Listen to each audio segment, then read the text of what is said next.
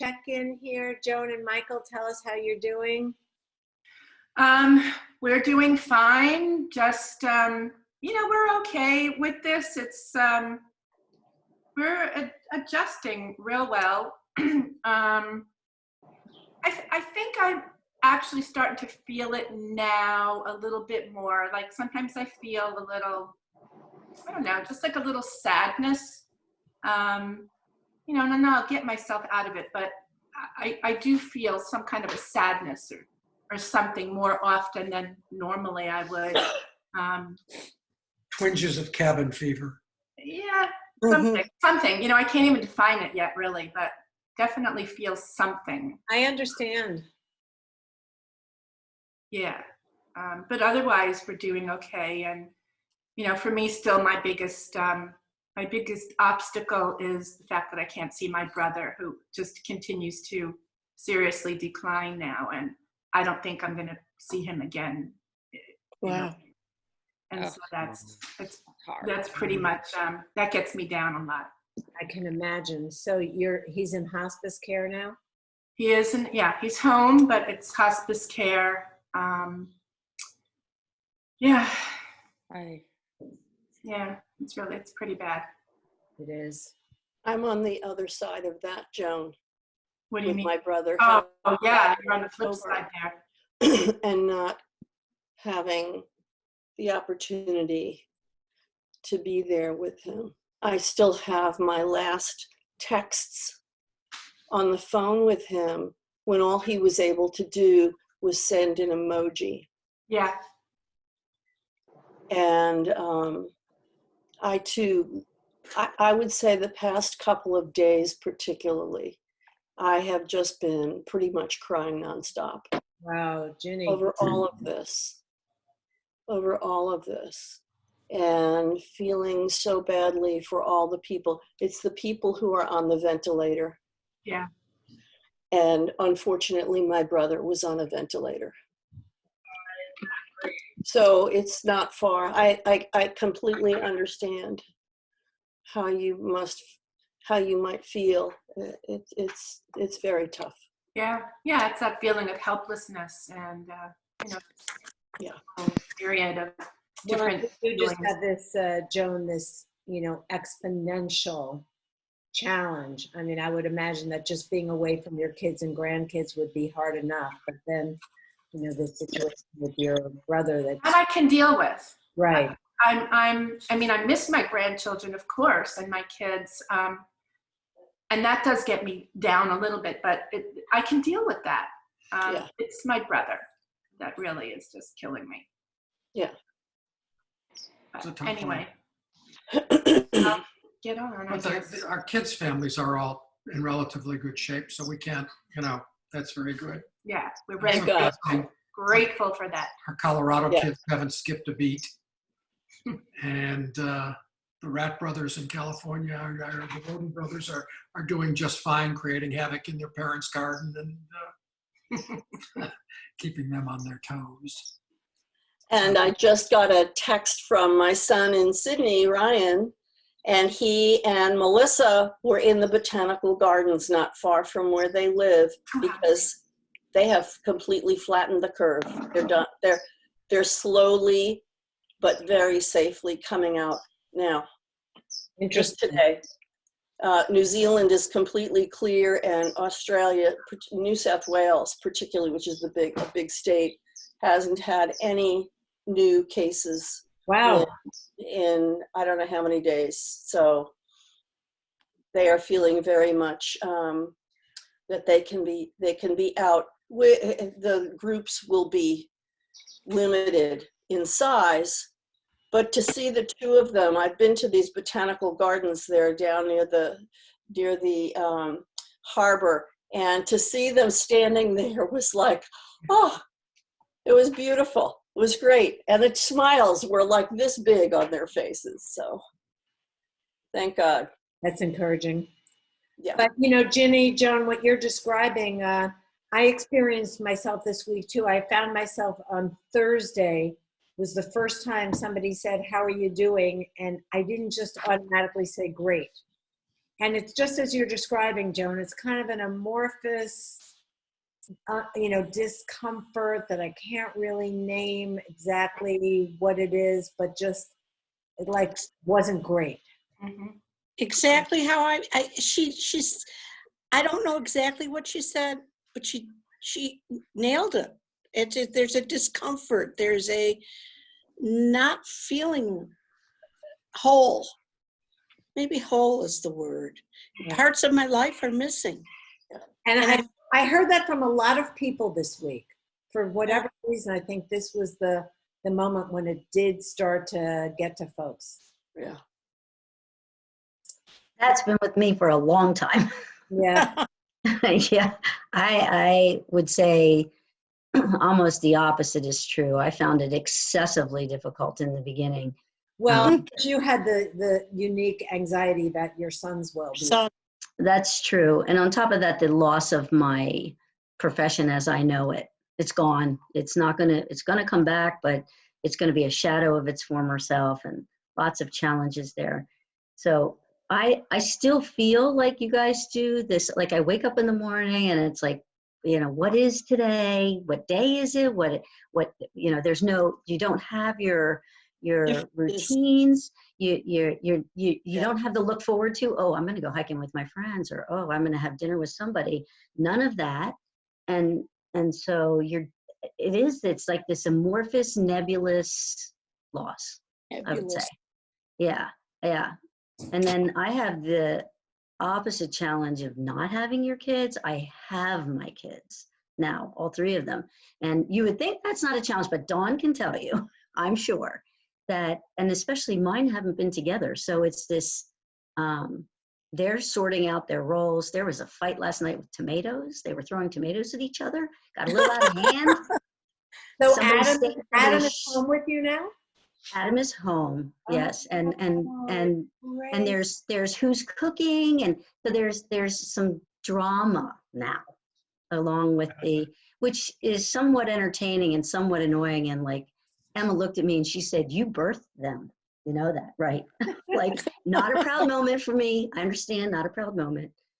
And they've decided that they need to clean out my house, which is really good. As you know, I've shared that my house is kind of a mess. A lot of it's not really hoarding, just lack of cleaning up things. Like they're finding stuff from when they were little kids.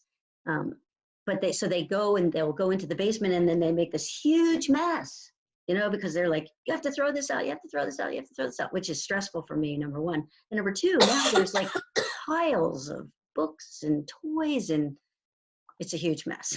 So it's a lot of I think the big problem is it's a disruption to our lives. It's like this, there was a halt button, and the new go, and then the new go button isn't a button that we love. That's the thing. I don't know. Certainly challenging. Yeah, Jennifer, what's going on with you? Ups and downs for sure.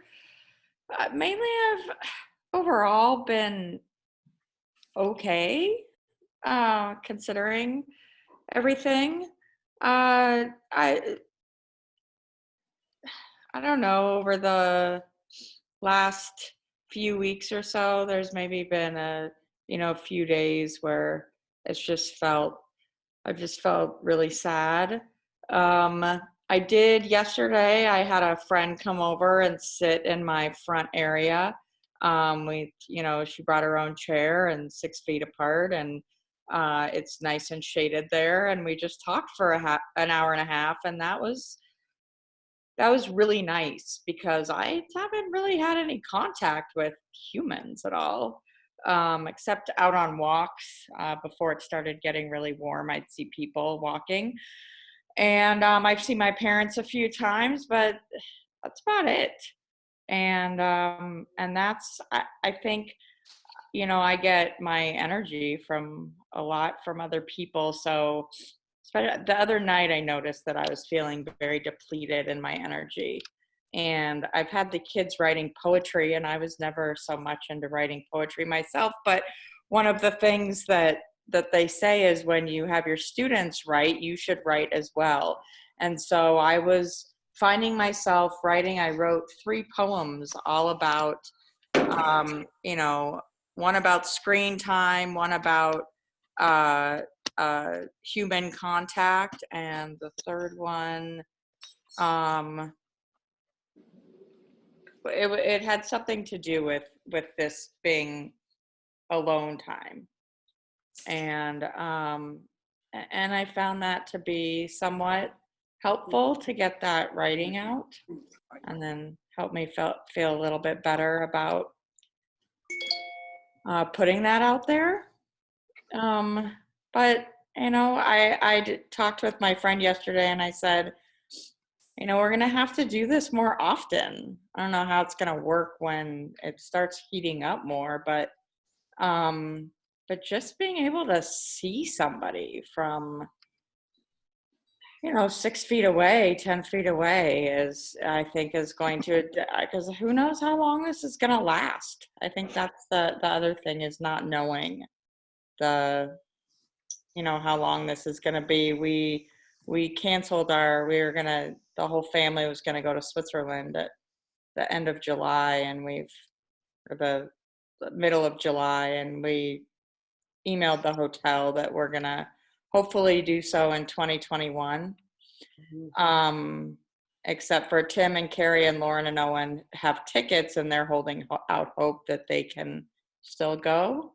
But, you know, I don't know. And it's also, the other thing is wondering what's going to happen for school next year, what that's going to look like and how that's going to be. So I guess it's the thing that I try not to do so often, but is to, you know, wonder how this is going to carry forth in these future months. Yeah, and not being able to know, not being able to plan, it's so disconcerting. Yeah. Well, I think it's so interesting that you had this outlet of writing, because, you know, that is so much part of our Mussar practice, is journaling. And Yeah. you're validating the importance of writing as a process. Yeah. That's gone. I've done a little bit better with writing Mussar, but definitely better with writing in class.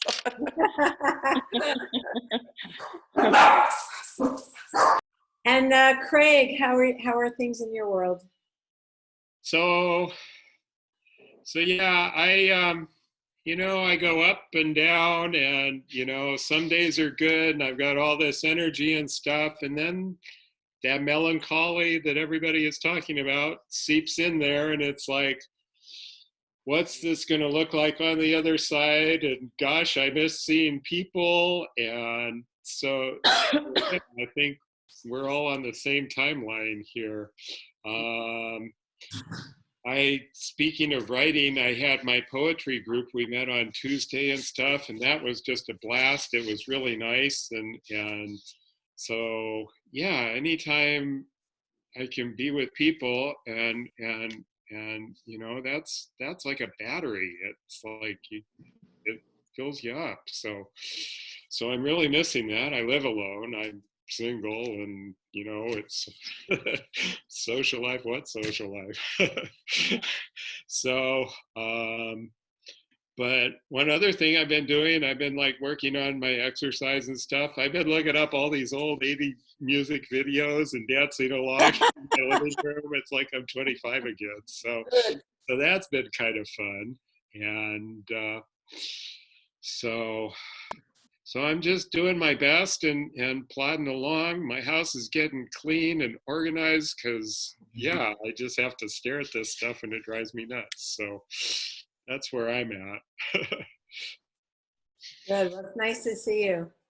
Thank Jimmy, you. it sounds like it was a hard week for you. It was a very tough week. It was a very tough week. It was just everything just caught up, and it's I'm interested in, and I'm not pleased to hear that everybody's had these feelings. I'm sorry that everybody's had these feelings. but at least I know that there's something of the rhythm as human beings that we are feeling when we are disconnected from people. I mean, I'm single, I live alone as well. But I've always felt so connected to my friends and my community. And so this is what we are all dealing with. I will say that the person that I called on Thursday night when I just really, really fell apart was Keller. And we had a very long conversation. He just listened mostly to me. He loved my brother as well, and talked about that, and talked about I'm waiting to hear if I can have this back surgery. And he was assuring me that he would be as helpful as I needed. And so, I mean, that to me, Keller and I have a very unusual relationship, being my ex, but it's also been a good relationship to now. It wasn't always like that. And I appreciated the fact that it was him who was able to hear me. You know, he and I had been together for 28 years or however many years. And I appreciated the fact that he was, you know, willing and able to do that for me. So Yeah, it's good to know you have some support there. yeah, yeah. Joni, anything you wanted to add? No, You Sarah? all said it very beautifully, much better than I could, but expressed exactly how I feel. Melancholy, very good word, Yeah. Chris. Yeah. Very, Yeah. very good. I yes. Thanks. Sarah, glad to know Adam is home and doing better. That has to be a wonderful relief. And Sandy, how are you? I just saw David at Torah study. Yes, I think he enjoyed the socialization because he's been kind of cooped up too, and he loves, that kind of study. So I thought that would be good for him. It was great having him. Thank you. I came in a few minutes late, and I apologize, Ginny and Joan. I heard that you're in pain, and I'm sorry. I don't know. I didn't hear what happened, but I'm sorry that you're hurting. Thank you. And I had an interesting week.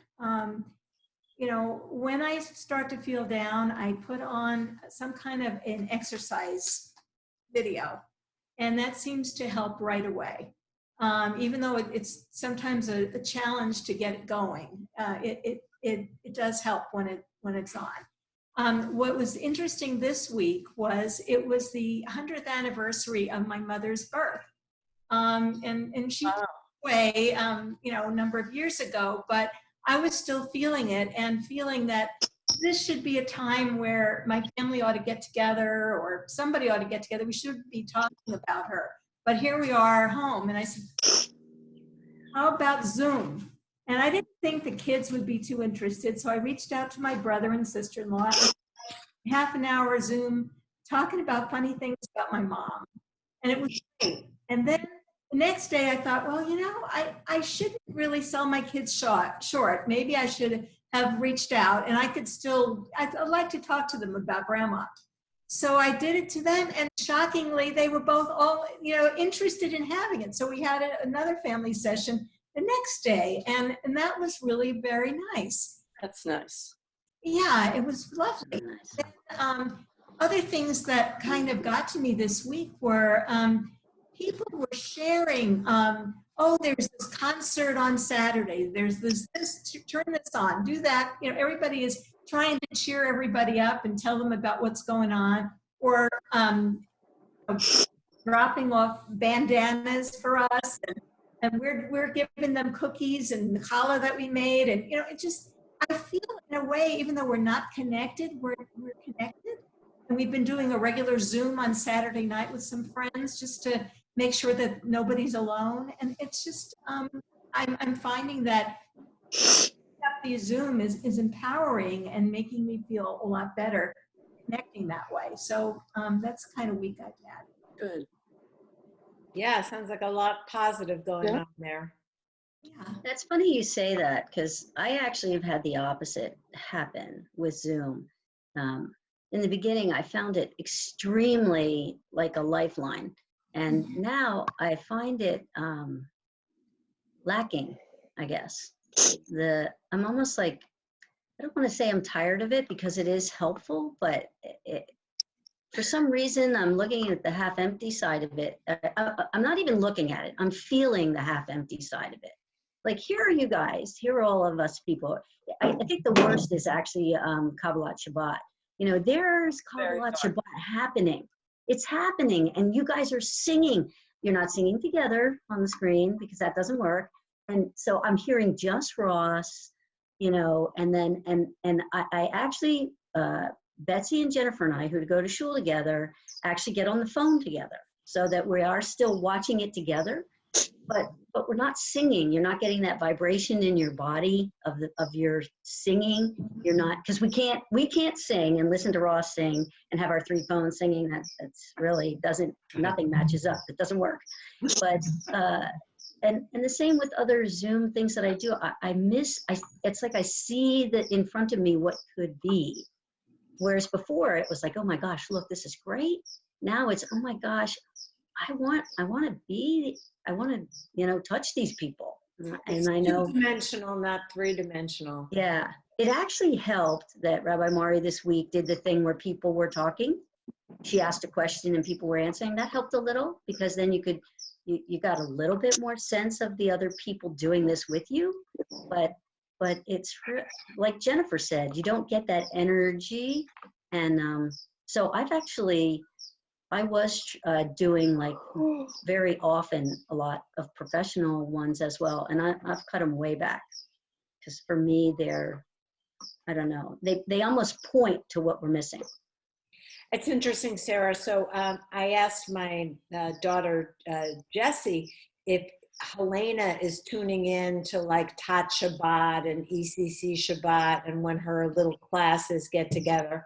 And Jessie said no, that it's, she's almost 5, that it's more harmful than helpful because it just makes Helena feel sad and miss her friends even more. Oh, yeah. Yeah. I think at first, Sarah, I understand exactly what you're saying. And at first, all the Zooming was, it was such a novelty for us, and it was exciting that we could all, you know, see each other and do all these things with Zoom. And now it's become kind of like a reality slap in the face, like, oh, well, this is what we have to do. Well, we have no choice.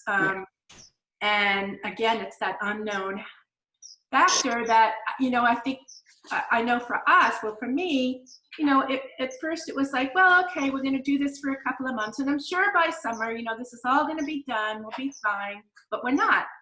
This is going to go on for a long time. And you know, all the dire reports, you know, about there will be a resurge in the fall. And it's become, like, I think for a lot of people now, it's hitting that this is not just a couple of months or a few months. And next January, you can still be as vulnerable as we are today to catching it and becoming really sick. And that's like a scary thing. And I think that's a lot of like major reality just hitting us in the face now, maybe. Well, the virtual reality of technology is just kind of wearing thin.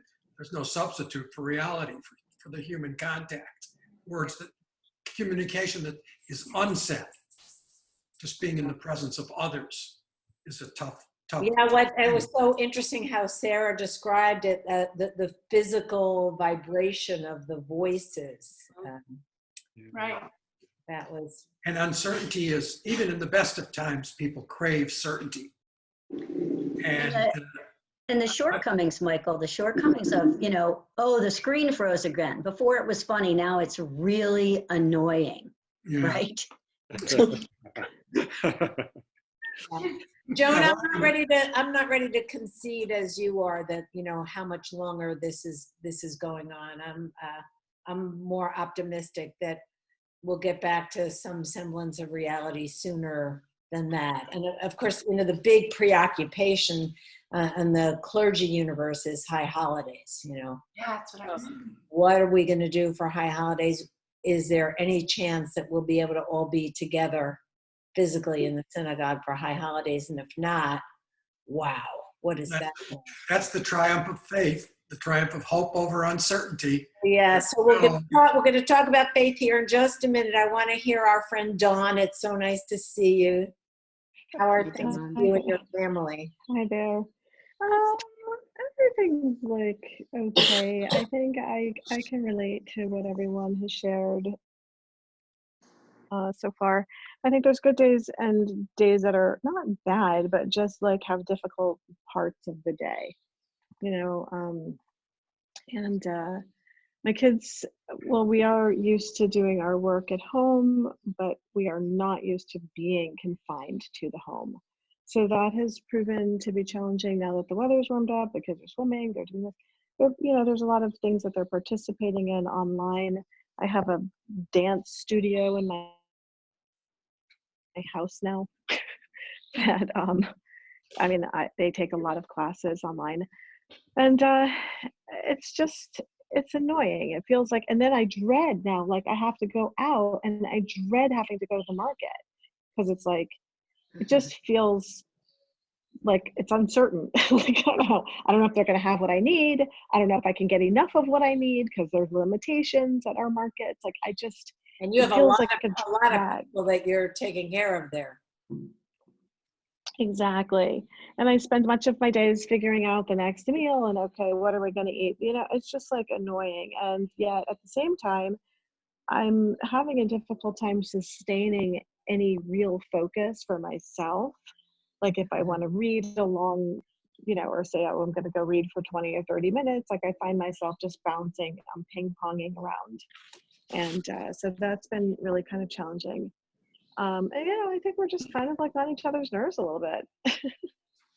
So, and today is the last day of Hebrew school, and it's hard. I mean, it feels sad. Like when I see all the the closure that they're providing for the children, it was really heartwarming. It was like very emotional for me because I miss the community. Yeah. And we've been we sign up for services, we log in and stuff. And it's just hard. I mean, I have a few friends in my close group that I speak to on a daily basis. And we FaceTime, and we've created a family meeting because our family is scattered around the country. And we have multiple family members that are sort of stuck in Israel right now. And so we've created a weekly meeting. And at first it was annoying because everybody was so excited to see each other. And then our family actually came up with a list of rules and a format that people could follow, and everyone's following it. So it's made the meetings much nicer. But it's tough. It's really tough. I'm worried about the future. I'm sad about, what is travel going to look like? I am with Joan. I don't think it's going to be like, oh, you're not, you can't get this anymore. Like, I feel like it's going to be uncertain and dangerous, kind of, in our world, more so than it was before. So I don't know. It's just kind of my check-in. So, Emunah, we're going to talk about faith. Yeah, we are in just a minute. Can you share a little bit about what some of the things you've discovered in your family Zoom? Because I think a number of us are doing those kind of family Zooms, and what's been helpful? Yeah. Well, so I just sent out, so we have a WhatsApp group for our family, and there's just a lot of nonsense. I mean, we have everyone, from my kids. I have the youngest children, and only 2 of my kids are in the group because they're the only 2 that have phones. But then the other ones are mostly college students and my mother-in-law, and varying ages and also varying observance levels. So I just sent out a group message, and the format was sort of like, please respect everyone's observance level, like no texting on Shabbos. Let's, when the group begins, instead of everyone just over talking each other and like whatever, it was just pandemonium. Why don't we go from each family, and please state, like, talk about a high point and a low point that you experienced during the week. Like, I just tried to make it more personable instead of kind of like, it felt kind of hokey. And my mother-in-law was like, well, why don't everybody who plays an instrument, like, we could have, and I'm like, Mom, we're not doing a talent show every week. Like, my kids are so they're talented, and I know you want to see your grandchildren play their musical instruments, but like, they're going to do it once for 3 minutes and they're done. So it was just stuff like that, like, but let's just like keep it on a human level, like what's easy, what's difficult, what, so that was actually very helpful. And after our last meeting, after our last two meetings, people sent out and like, wow, that was really good. Like, still side chats. And also it was inspiring. We talked about meals, and some people like, oh, that gave me a great idea. I'm going to do this, or, it was inspirational. So that's what we did. Yes, Ginny. Is that helpful? Yes, thank you. Just tagging on to what you said, Dawn, my niece, Sarah, last weekend, we had a birthday celebration for my sister-in-law. It was all of us. And prior to that, when we had a little family get together, Sarah, who's such a smart girl, the term was popcorning. I'm going to call her later and see if I can. But it was like, okay, I'm up, or you're up, or, and when you're done, okay, it's not like assigned. We don't go around, but it was just, each one was popping up when there was an obvious break. So I'll find more out about that then. Yeah. So formatting is key. Formatting is key. Yeah. Yeah, definitely. Well, good. Well, it is great to see everyone. This is our official last VOD for season of Mussar II.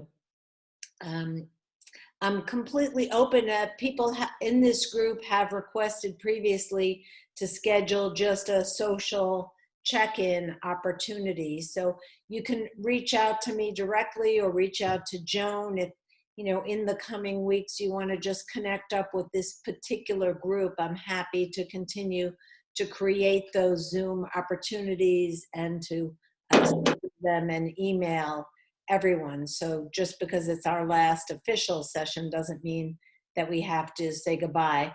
And I know many of you got the link for Chabura and are starting to sign up for that. And the understanding with the Mussar Institute is, I think everybody is looking to work out how are they going to figure out a payment plan that works for you. So Rivka is very open to understanding that people are going to figure out how they want to make financial arrangements. And I'll just reiterate once again that I don't want anyone not participating. The money is an obstacle. Do you want to get down?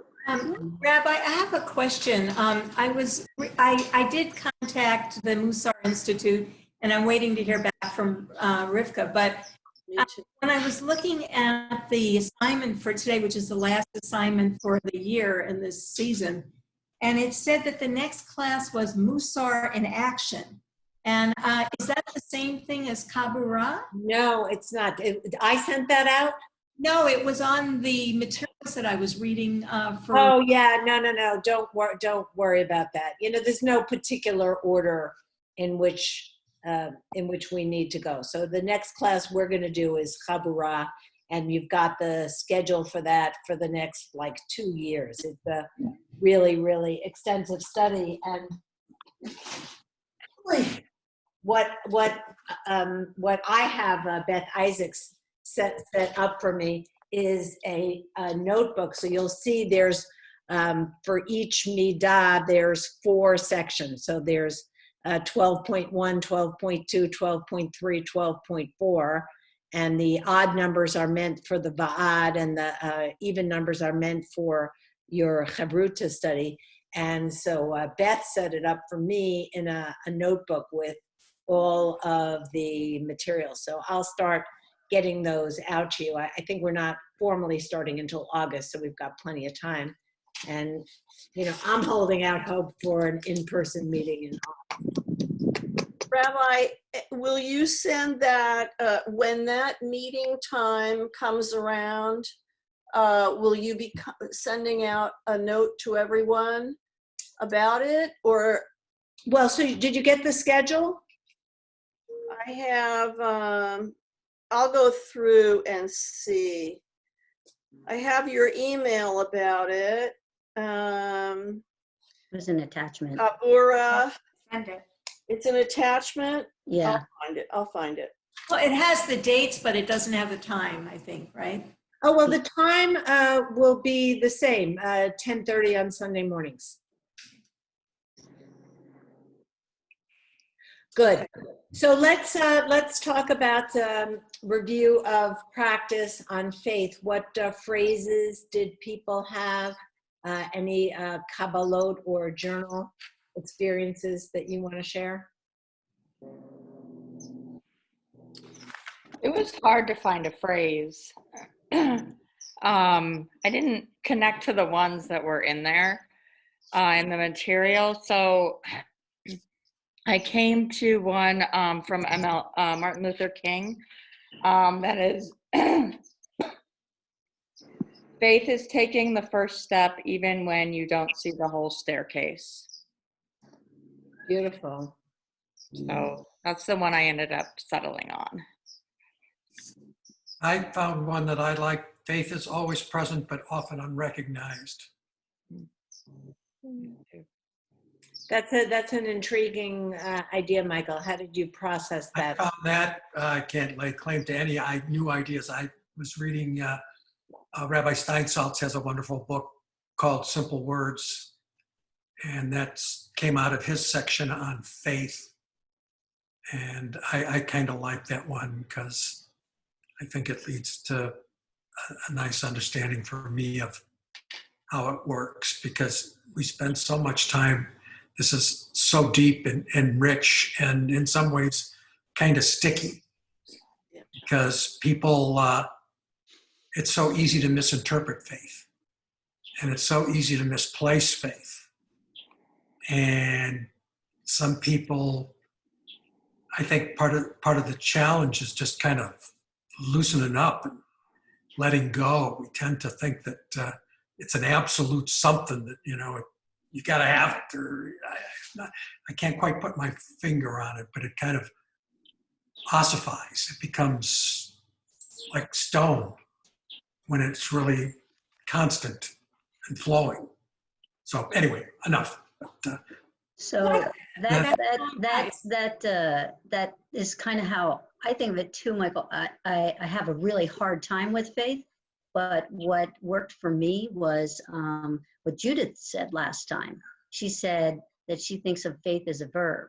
So that's what I have been using. Consider faith as a verb. If I consider it as a verb, as the actions that I do and that I see and the things that I see, then I can deal with it. Because like you say, for me, otherwise, when I start thinking the words like faith and God, right. There's so much to overcome from what we were taught as children to start with. The words that we use, Sarah, are like beliefs and opinions. Yeah. Beliefs and opinions, man, that's a thicket of the highest order. Yeah. You believe this, you believe that, you believe in this, you don't believe in that. And it becomes, thicket is a good word. Everywhere you turn, there's a thorn. Yeah. So for me, instead, if I think of it as similar to the word holy or God, all those kinds of words, if you think of them more in terms of action and being rather than some sort of concept set in stone, it's a whole lot easier. Yeah, the more religiously oriented one I came up with is when you have love and loyalty and fidelity and that kind of faithfulness, the Holy One of blessing appears, usually in proportion to the amount of love and fidelity and faith. The greater those deeds, happen, the faith increases. If those decrease, then the faith decreases. So those were kind of my phrases that I took away from all this study. So I think that's connected to, why the phrase Jennifer had was so powerful, is it does express faith as an action. Right. Taking a step. Definitely. I like that. I always think of faith as, for myself, being responsible or accountable for the effort, but not necessarily the outcome. That's good. So, that's how I've walked through life with it. Yeah.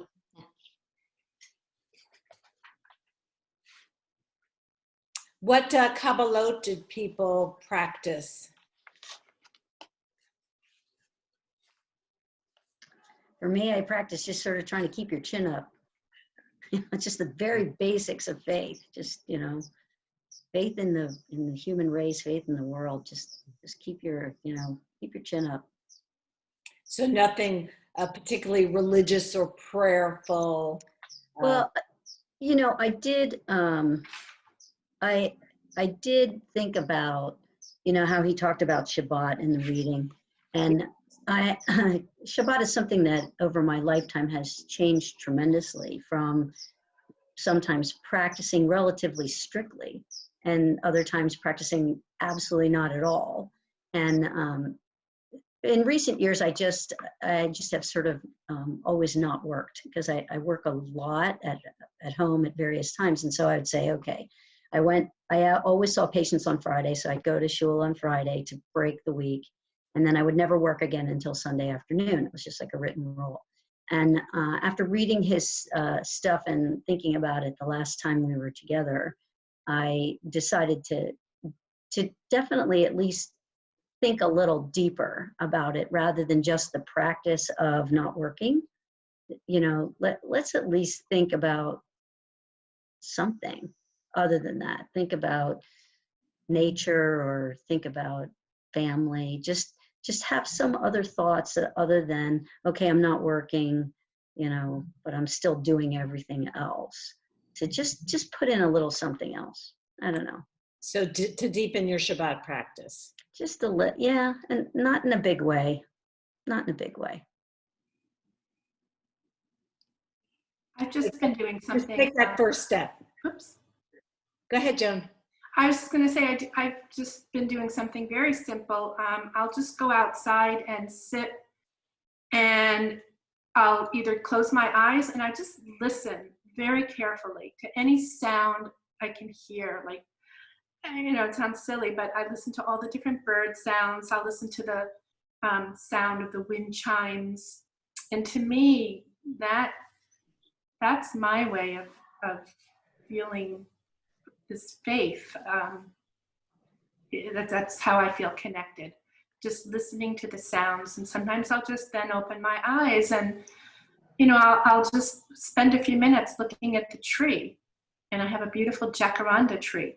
Oh yeah, those are And I gorgeous. just, I've been, for the past couple of weeks now, like I'll just sit and I'll, look up at the tree with the sun shining through it. And I've been able to see the past couple of weeks how it's started bringing, the leaves started coming out, and now it's flowering, and just like this progression. And that's kind of where what I do. Listen and just focus watching something.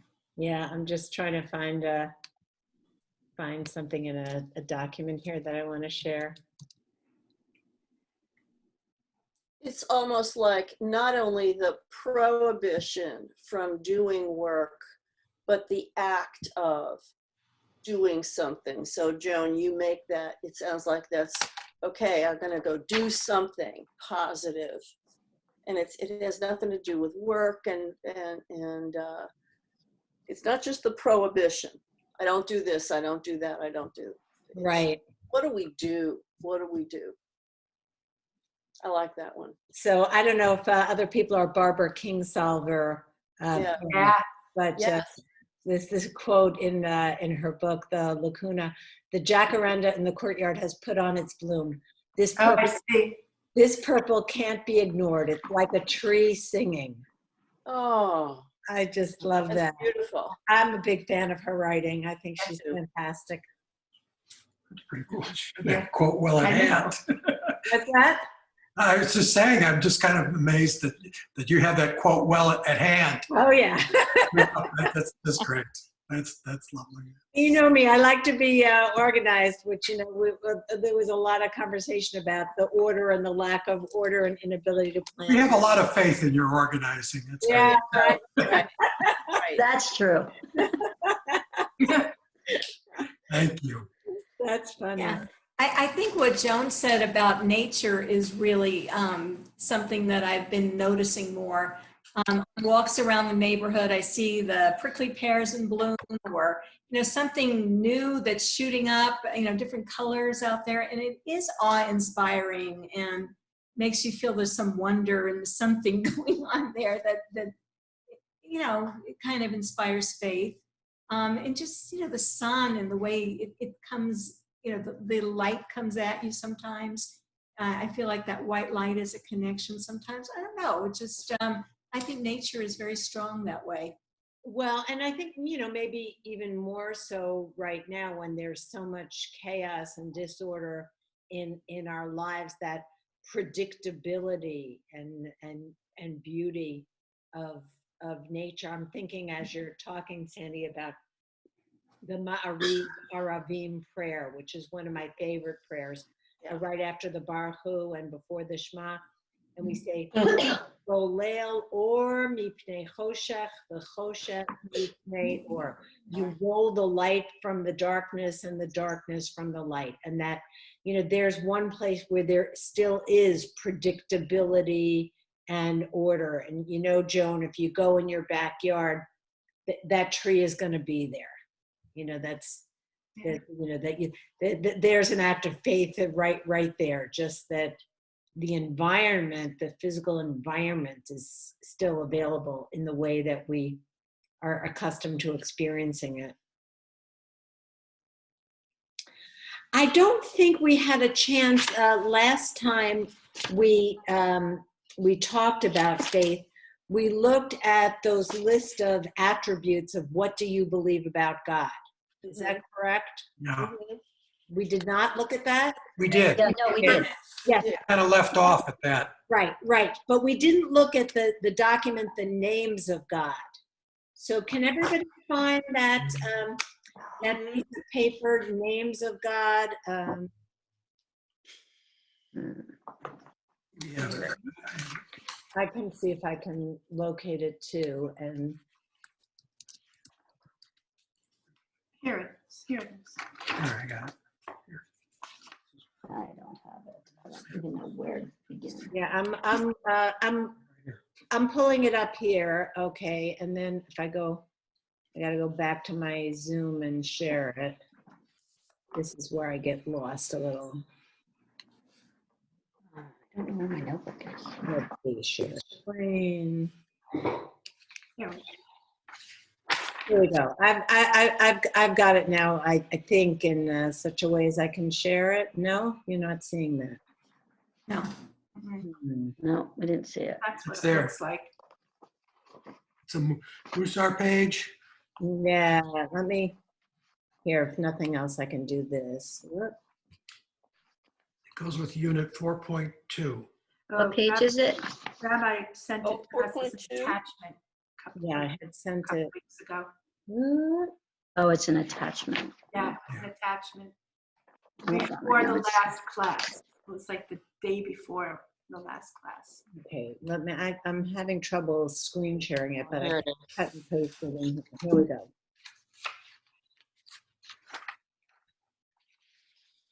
Yeah, there were a lot of them. Yeah, Yeah. Yeah, There was a whole, 110 names of God, it says. yeah. I remember looking at this with Sarah. And they're all alphabetical. Yeah, I remember Yeah. looking at it. I can't find it. Where's my Zoom? Yeah. I should pull up my email. Yeah, I think she sent it on Saturday evening, possibly. April 18. Yeah, right before our last class. Oh, faith, names of gods. I have it here. Oh, good. Do you have it, Craig? Can you share it on your screen, or do you have a physical copy?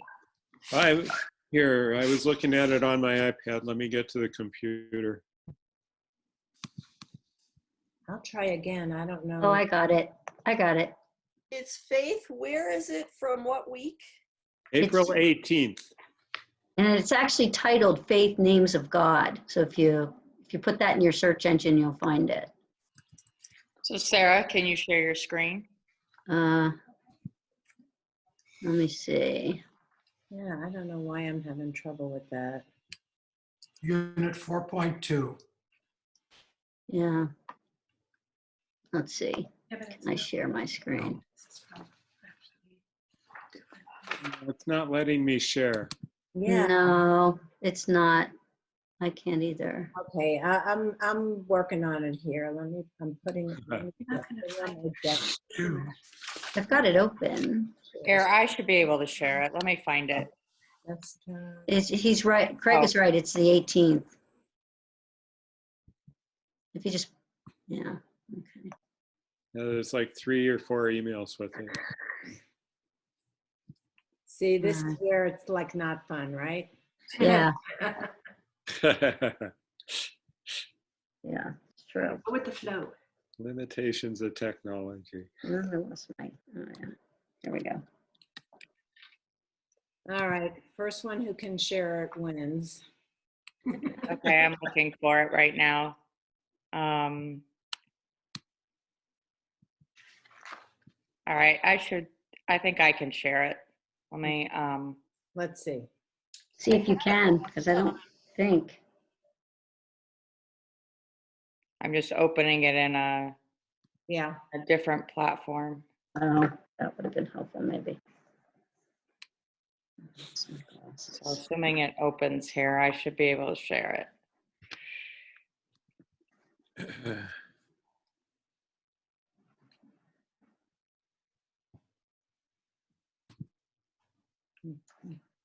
Just get to the.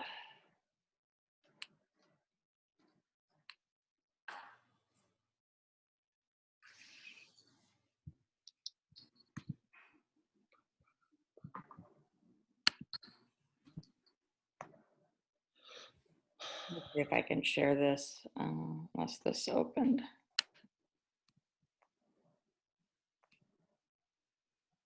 Oof, that's not good.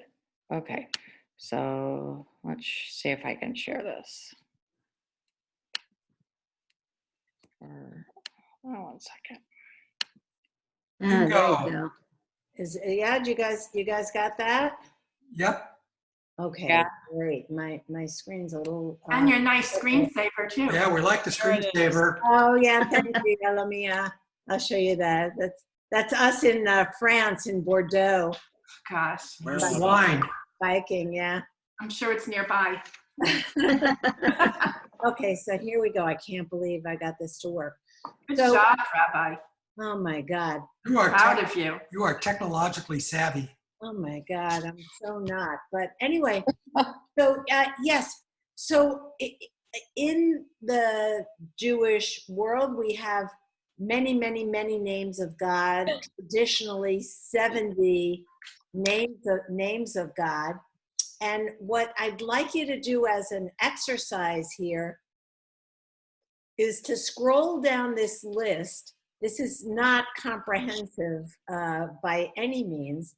Yeah. But I'd like you to take a couple of minutes on your own to read through this list and identify the 3 names of God that you most connect with and the 3 names of God that you do not connect with.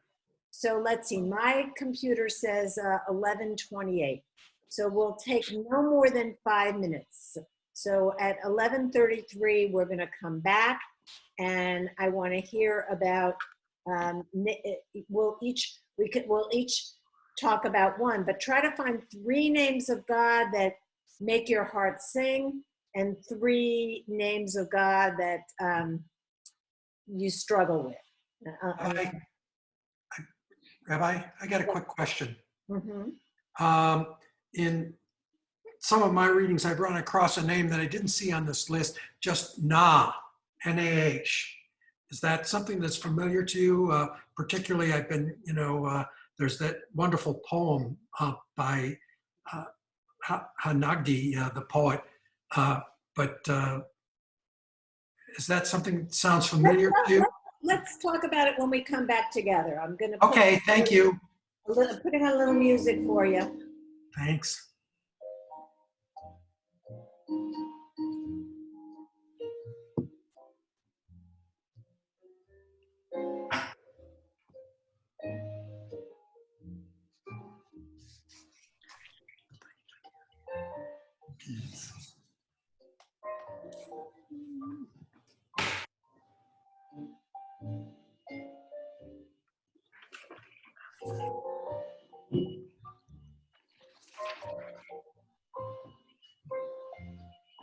Oh, look who's back. Muted.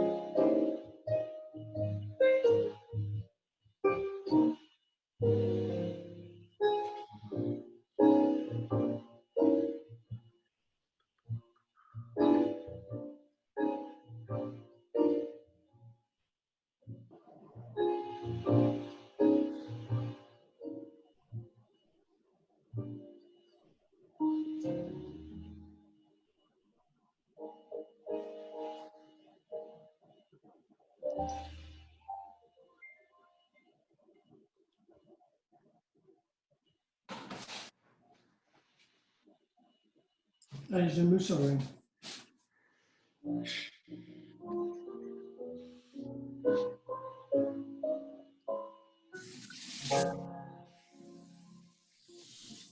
So we've got one more minute.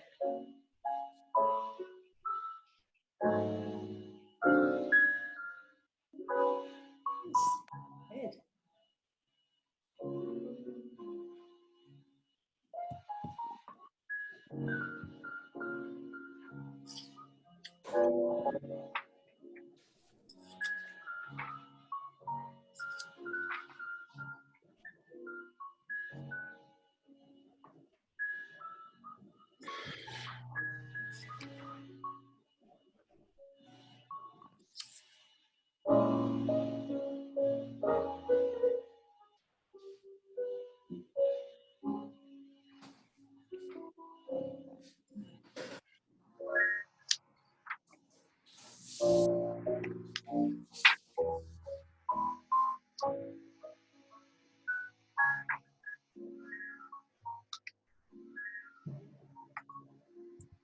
All right, let's try to wrap up. I'll pause the music here.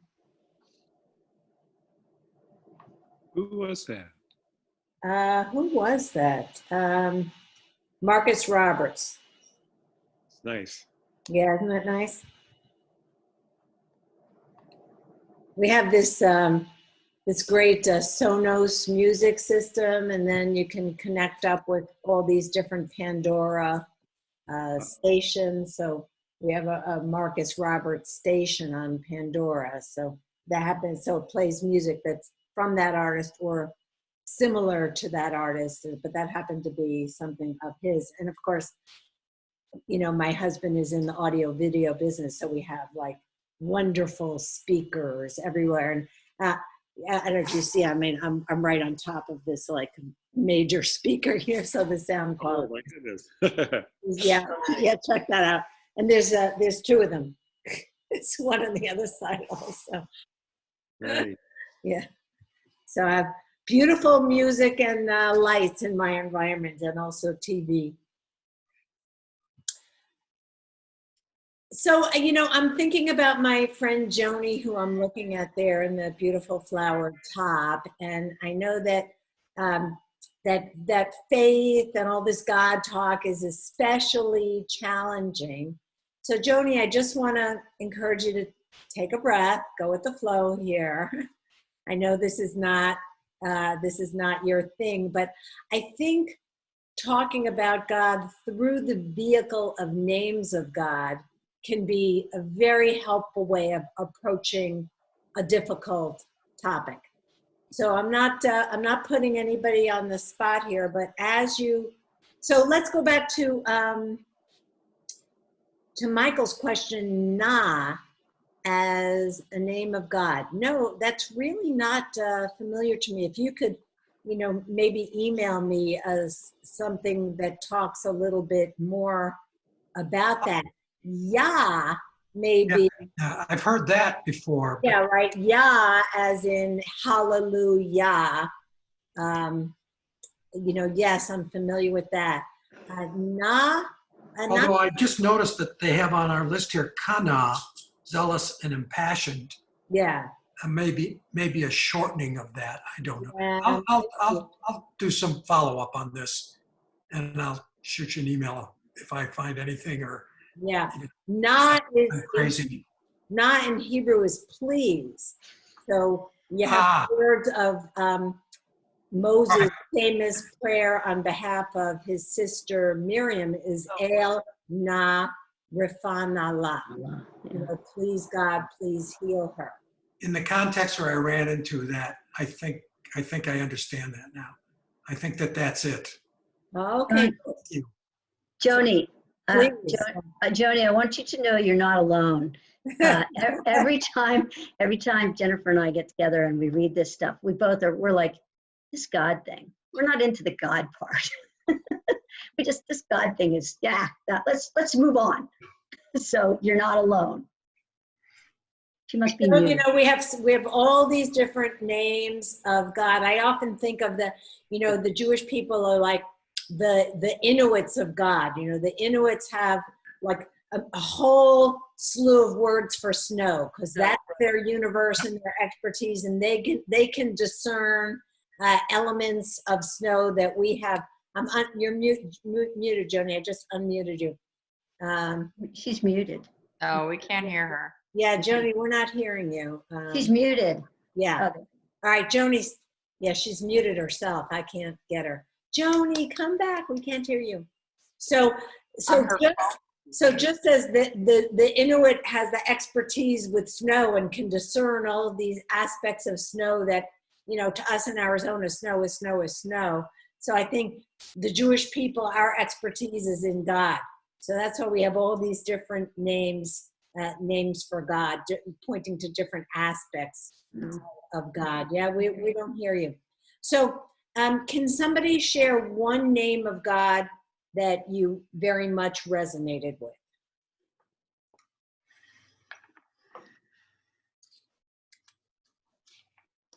Well, I chose Spirit of the World is probably my favorite. Ruach HaOlam, that was first on my list today.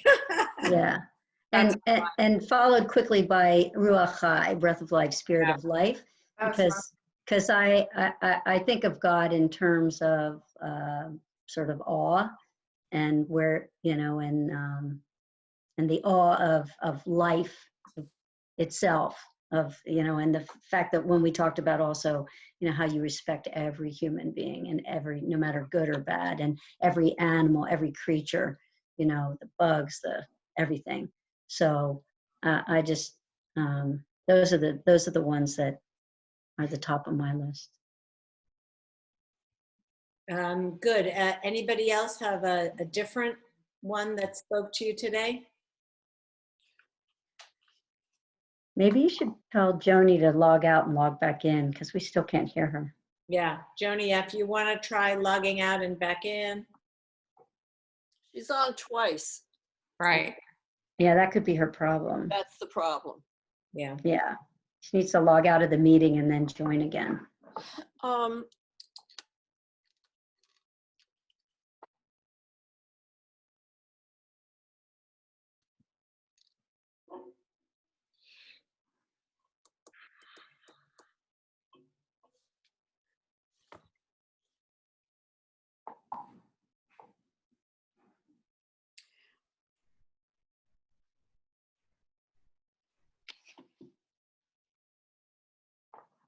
So we had Ruach Ha'olam, Ruach Chai, so that association with breath, spirit, Sarah said is meaningful to her. Anyone have a different one that you had a positive resonance with? I chose Klanai Shemayim Va'eretz. Yeah, I feel that. The creator. Mm-hmm.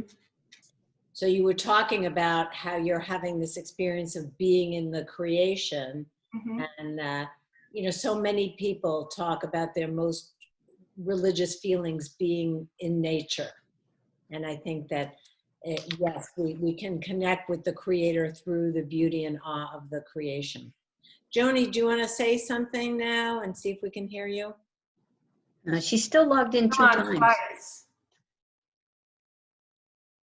Yeah. We can't hear you, Joni, but we're seeing that you're on 2 times. So I also had the Ruach HaOlam and Ruach Hai. How funny. You guys are made for each other. And then I had the Hadur Na'aziv HaOlam, the majestic, beautiful radiance of the universe. Wow. That's a good one. That's nice. Yeah. Yeah, I like that. Let's hear one more that people strongly connected with, and then we'll look at the ones that were not so comfortable.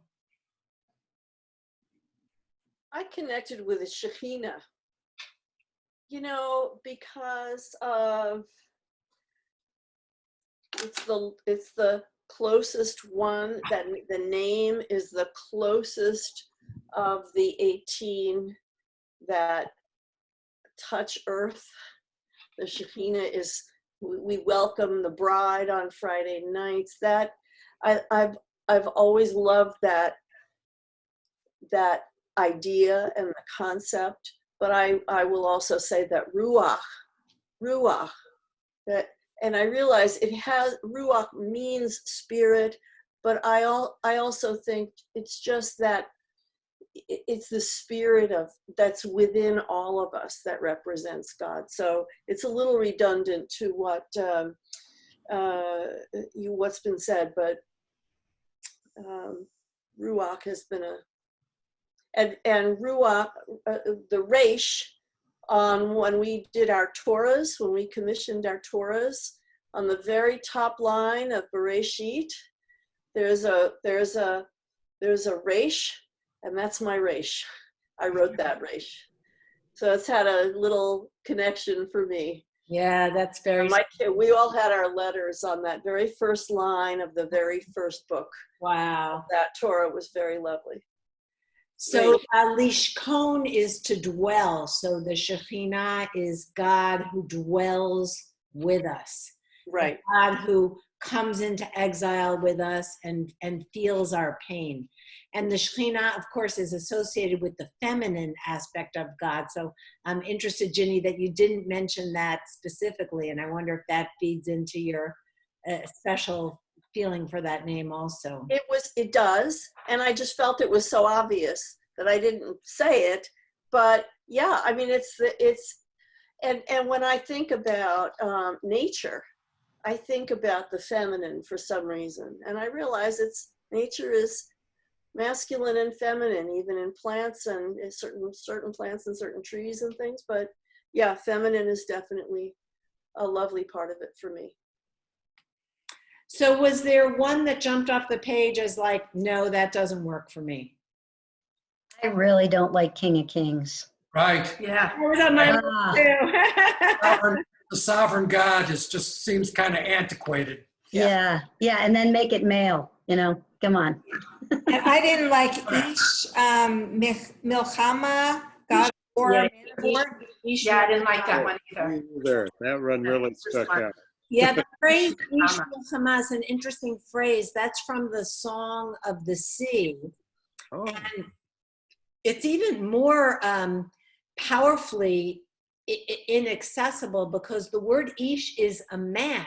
So in the Song of the Sea, the song Moses sings where the Michamocha prayer comes from, celebrating the Exodus and passage from safety to freedom, Moses says, Adonai Ish Milchama. God is a man of war. Ish is literally a man. So it's completely incomprehensible because not only is it associating God as this warrior God, but God as a man of war, which is... Yeah, but the corollary of that is Savaot. Yeah, that was on my list too. Right. Yeah, that's a no. That's the world that the people of the Bible knew. Right. That was right. So you said antiquated. So on the other hand, we do think about God as an authority, as giver of Torah, that there's some element of God as an authority figure. So king was the way that our ancient ancestors expressed that. What might we think of now when we want to think of God in the context of being a lawgiver, or let's say a guide? I've been reading Rabbi Sachs on this, and he talks about what he calls the covenant of love, the idea of the covenant being more like a marriage. People always explain it to kids, a covenant's like a breach, a contract. But so how do you define these relationships?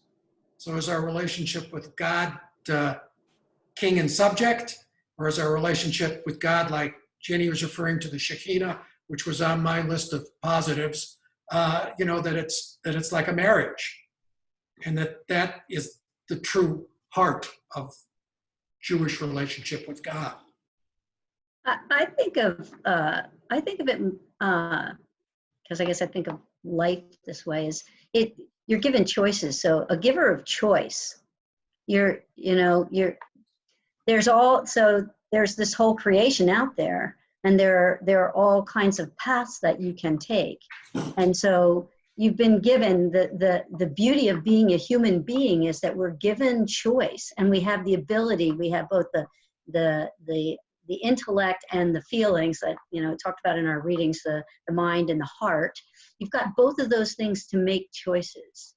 So I like to think of it as this is the giver of choice. I just finished a wonderful book on Winston Churchill, Eric Larson's new book on Winston Churchill. And my word, the contemporary word for me might be leader, because it was an amazing story. What Britain went through in 1940 and 41 in the Blitz was horrible. And yet he had all of his mishigas too, but he provided the leadership that inspired them and tried to, give them strength. And at the end of the book, someone said to him, "You gave everyone strength." And he said, "I got strength from them." So a leader, it's not just you're going to do this and you should do that. It's someone who inspires the confidence. And so I think of, if it was contemporary, I would long for a leader to trust, a leader to trust. I'm putting another favorite quote in the text box. I can't recall the author right off the top of my head. There were two writers I studied at the War College, and I loved how they said, "Leadership is a trust game.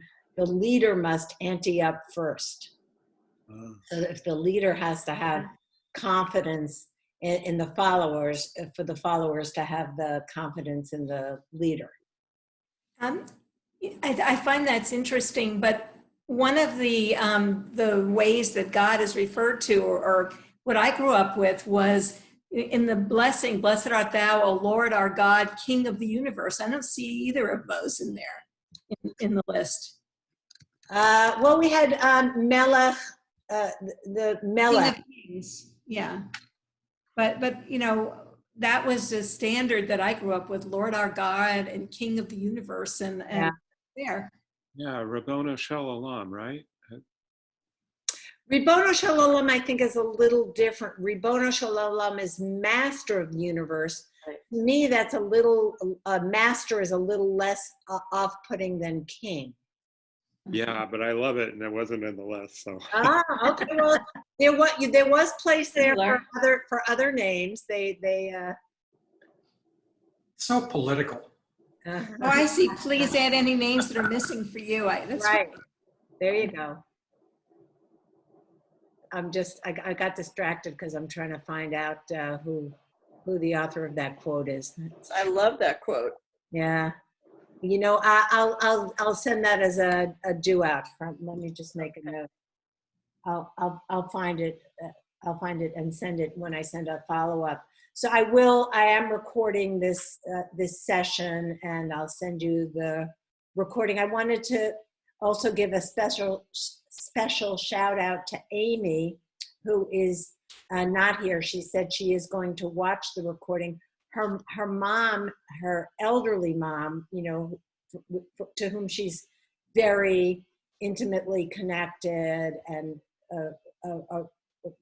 very absorbed in being a caregiver to her mom. Her mom had a fall and is now in the hospital. And I know Amy is really, really, really suffering because she can only see her mom through a window and struggling with that. So Amy, when you get to this part of the recording, know that we're sending love and prayer to you and to your mom, and thinking about you and missing you. Thank you for telling us that also, because I haven't heard from her this week, and I will be in touch with her today. That would be great. Yeah. So I wanted to, before we wind down, share a couple of other of the quotes that I had in my document that I sent you. And I think I'm going to read number 7 first, Rabbi Abraham Joshua Heschel, because I think a lot of you will be able to connect with his understanding of faith. So he described an experience of faith in his book, God in Search of Man. Our goal should be to live life in radical amazement. Get up in the morning and look at the world in a way that takes nothing for granted. Everything is phenomenal. To be spiritual is to be amazed. So I love the way he said that. That's so beautiful. And that reminds me of Joan looking up. You're looking up in that tree. Mm-hmm. Right. Right. Yeah. And then the quote right above that, number 6 from Reb Nachman of Bratslav, affirm your faith in yourself. I believe that I am very important in God's eyes. I believe that I can return no matter how far I've strayed. I believe that I have the inner strength to change. I believe that I can become truly devoted and close to God. So that's a word of encouragement. The rabbis say that if you are having trouble with prayer, pray for the ability to pray. Mhm. Mhm.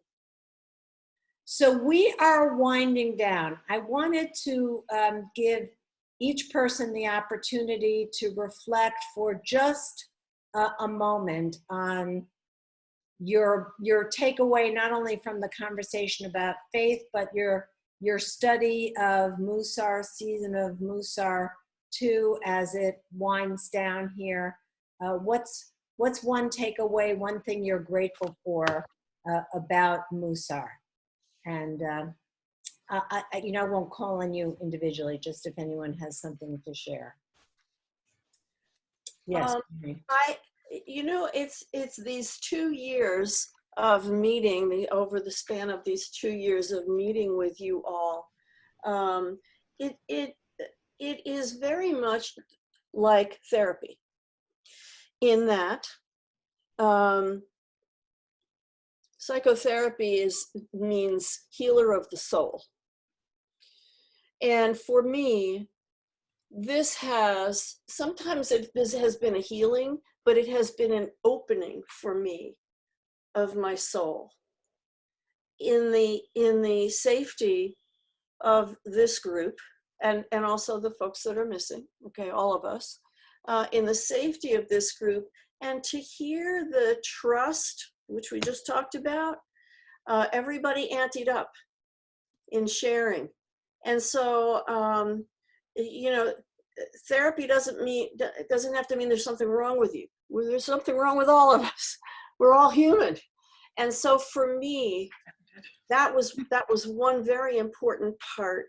And the second was, and I know I've been terrible on the writing and all of that, but the awareness, raising my awareness to these issues has changed my behaviors amazingly. Even sometimes I'm doing something, I leave a tip. It's always bigger now than it used to be. Yeah, it's true. Silly. It's very true. silly, but it has changed my behaviors. And I am grateful to everyone for everyone who trusted the group and shared, and it made it a very safe place. And for Rabbi, you are a wonderful facilitator and leader, and you set it up so that we were all able to trust each other. So my behaviors have been changed, and that's a good thing. Thank you, Ginny.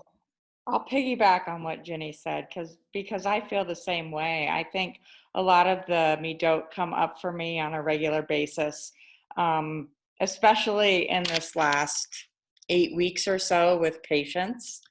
That has come up a lot for me. The teaching online, and sometimes with the kids, I noticed that coming up, and I find myself really having to take some deep breaths and saying, this is new for all of us, and I mean, it's not as new anymore, but there are different things that come up all the time. And so that has been big, patience, but also order has seeped into my life big time, especially with what Craig was talking about earlier. He's organizing all over his house right now. And I'm finding myself doing the same and looking at things and what do I need and what can I get rid of. And I mean, it kind of stopped after spring break, but I'd say my office is a good 85% finished, and it was a disaster. So I'm very happy about that. And my bedroom also is 99% done, which has made me feel really good. And, I'm working my way through the house. So I think that Mussar has brought that into the forefront of my life. And I've also, it's those that know me well know that I'm pretty quiet. And it's helped me take up more of my space that from that the big one at the beginning that we did with humility has helped me a lot in my life, just trying to take up more space than I have in the past. And I'm still working on it, but I'm getting better at it. And so it's because of Mussar that it was brought up in that way. So That's wonderful. Let's see. This has been on a couple different levels. Group stuff is kind of, for the ADD person I am, is a little. So this has been a good positive experience, and I appreciate each and everybody's viewpoints and stuff. And that's the key to me, is that this has really opened up a whole new vista. It's like going to a new national park or something. It's just been, the views are great. The hiking paths are wonderful. There's just all kinds of new things, and at every turn in the trail, it's just, and so it's been amazing. And I appreciate the opportunity to now when I see you guys, when we're back together, Shul, and I kind of feel, I know that person. And so I appreciate your friendliness. And I'm writing down that quote, Michael. That's a keeper. Mussar is like going to a new national park. Yeah, I think Good one, honey. I'll stop right there. Thank you so much, and I hope you guys. I look forward to seeing you guys in the fall when we hit the dark side, and I hope you have a happy and healthy summer, and things go your way. Ditto. I'm with you. Joni's saying thank you. Yeah. Mussar, it just opens my eyes a little bit more to other people, to situations, to life, and how to behave and look better, be better person. And I think that's, for me, Mussar teaches us to be better. And that's what I appreciate. And I'm really grateful for that. Just thank you all. I have a confession. I joined the synagogue just whenever that was, 3 years ago, I think now. And Rabbi Mari invited me into her office and said, so what are you going to do here? You just don't join. So what are you going to do? And I said, well, I think I'd really like to study a little. And I'm kind of an intellectual. That's some part of what I am. And I'd like to study a little. And she's like, well, Rabbi Capel's running this group. And it was too late to join the one that you were already running. She says, we'll let you know when we join it. We have a new one. So I'm thinking, group, other people, I'm judgmental. I don't want to deal with that. And so, but I decide I'm a new member of the synagogue. I would like to, like Michael said, when I go to shul, I'd like to know who some people are. And so we have the first session, and I probably even said to Jennifer, who I didn't know very well, by the way, right? She, I'm like, these people, I don't know. This one's this, that one's that. I was not good on the judgmental part. And now for me, this has been, like Michael said, it's perfect. It's like going to a new place. And like Joan said, it's changed my behavior in a very positive way. So it's been great. And I like each and every one of you, hands down, no judgments. I love hearing everyone's perspective. I love it. So I just want to say I really have really loved this. It's been such a amazing expansion and new direction of my Jewish learning. I feel blessed, and I want to thank you all. I really just love being able to be included in this and to participate. So, and hopefully I've learned something and it's made me a bit of a better person. I constantly working on that, so I don't know how I'm doing, but yeah, I really looking forward to the next session and everything. So thank you all. So, and you. I am too. I'm really excited to explore the Chabura curriculum with all of you. I think you're gonna love it. And as I said, if you want to get together, just as a small group, a couple of you, anybody wants to just have a casual get together between now and when we formally restart, just let me know, and it will be my pleasure to set that up. Good. I'd just like to add to what everybody has said. I don't really have anything new to add, except that I've seen the change in myself as I've been exploring the different midah, and I don't always have, can put my finger on exactly what it is I'm thinking, and then I hear some of you, and it's, yes, I mean that, or I mean that, and it's just so wonderful.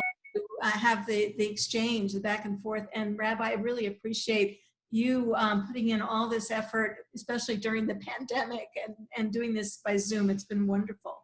Mm-hmm. It's super fun for me. I just love it. And thank you for studying with me.